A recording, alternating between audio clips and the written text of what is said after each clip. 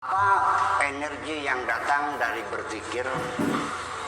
Ya, saya kira mungkin saya sudah sering menguraikan berulang-ulang. Tapi minimal orang berzikir ini adalah satu. Kalau kita lagi pusing, lagi sedih, lagi marah, segala macam, Pak, jangan seget-seget lah. Ambil tasbih, baca apa yang suka kita baca. Mau subhanallah, mau astagfirullah, mau alhamdulillah, cek tasbih subhanallah, subhanallah, subhanallah, subhanallah. Ini minimal kita akan mengalihkan perhatian kita dari hal-hal yang menjengkelkan tadi, ya kan gitu. Dengan kita berkonsentrasi menyebut nama Allah, itu minimal kejengkelan kita, kekecewaan kita bisa berkurang. Ya, mengalihkan perhatian. Ya, mengurangi kejengkelan, mengalihkan perhatian, dan juga namanya mengejam gelombang. Gelombang itu dijam supaya energi-energi negatif itu tidak masuk ke dalam diri kita. Gimana sih jam itu? Artinya ditembakkan di udara supaya gelombang itu jangan masuk. Mungkin bapak-bapak yang sudah seusia dengan saya mungkin masih ingat dulu waktu Indonesia berkonfrontasi dengan Malaysia, ingat kan? Di situ ada larangan tidak boleh nyetel radio Malaysia.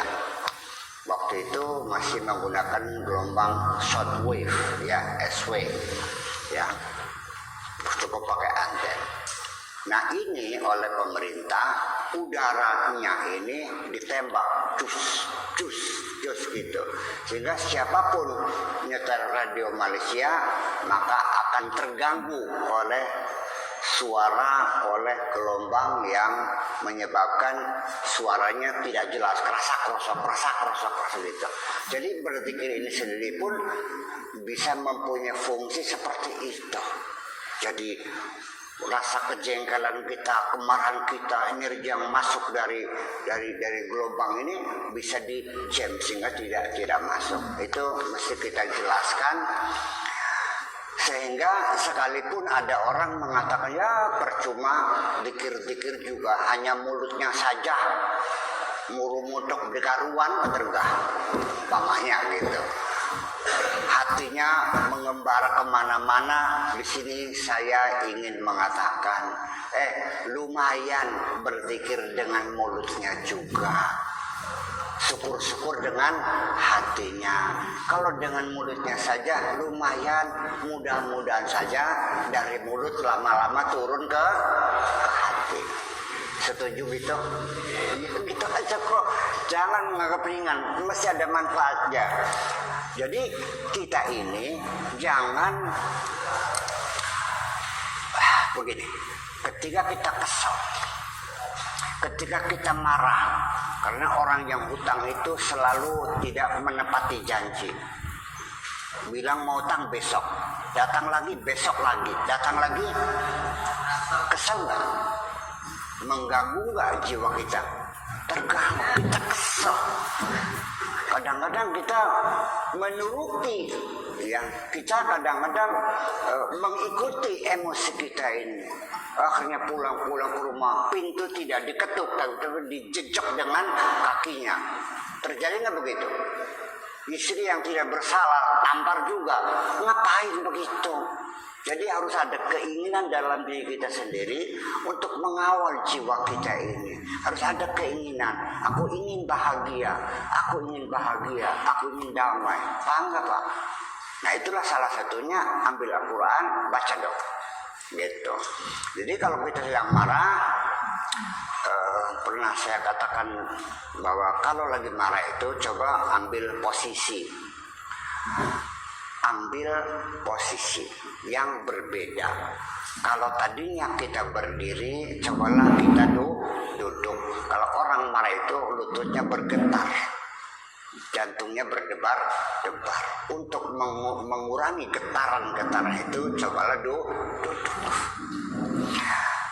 Setelah duduk, kalau seandainya masih marah juga, cobalah ambil air wudhu.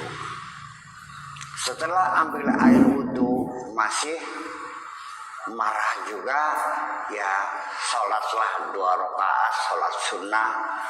Kita berusaha untuk mengatasi emosi marah kita ini. Kalau sudah sholat masih marah juga, ya cobalah mandi sekalian supaya semuanya. Kalau sudah mandi masih marah juga, sekalian saja ngenter ningkali manuk. Buyon ya gitu. Nah, kalau itu masih marah, ini ambil Al-Quran, baca, ya. Alaika biqiraatil Quran mutadabbiran, ya. Wa aksir min dzikrillah. Terbanyak terus. Biar sampai maghrib masih marah terus berzikir. Insyaallah Allah menolong kita. Kalau sampai larut malam kita nggak bisa tidur, masih marah juga, sembahyang sudah, wudhu sudah, mandi sudah, baca Quran sudah, berzikir sudah, masih marah juga, menjeritlah, panggillah Tuhanmu. Ya Allah, tolonglah aku ingin bahagia, gitu. Iya kan? Iya dong, jangan berasa. Jadi kita harus jangan dibiarkan kita tenggelam dalam emosi yang merusak diri kita itu. Karena kemarahan yang berlebih-lebihan juga merusak jiwa kita ini. Iya. Orang yang banyak marah cepat tua, Pak.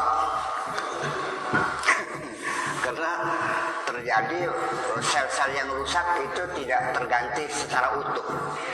Setiap hari sel rusak itu sekitar 18 miliar sel yang rusak. Kalau kita dalam keadaan tidur dalam keadaan marah, itu yang terganti bukan 18 miliar lagi, bisanya 17 miliar setengah. Nah, kalau sering marah, maka nanti kita lebih cepat tua. Maka silakan lihat di cermin wajahmu gimana, apa wajah seperti itu sesuai dengan umurnya atau lebih tua dari umurnya. Kalau lebih tua berarti Anda mengidap penyakit marah ironis. Segera belajar untuk mendamaikan hati kita itu. Itulah. Kemudian